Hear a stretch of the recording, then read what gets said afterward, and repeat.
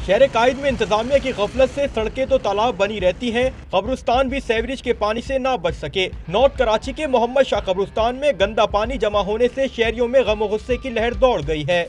देखो सफाई वफाई होनी चाहिए। अभी हम लोग कब्र पे आए, फातिया मातिया कैसे बढ़ेंगे, सारा ये पानी मानी, अभी कपड़े मपड़े सब खराब होंगे हमारे।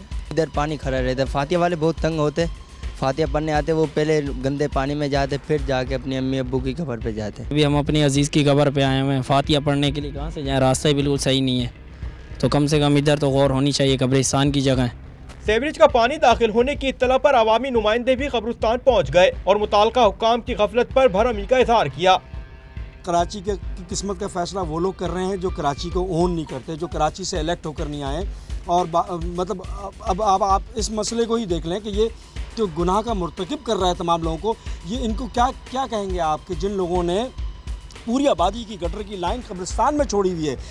खबर नशर होने के बाद महकमे के अफसरान को भी ख्याल आ गया और उन्होंने मौके पर पहुंचकर फौरी नकासी आब का काम शुरू करा दिया। इसे इंतजामिया की गफलत कहें या लापरवाही, कब्रिस्तान में सीवरेज के पानी के बाइस आखिरी आरामगाह भी महफूज नहीं रही।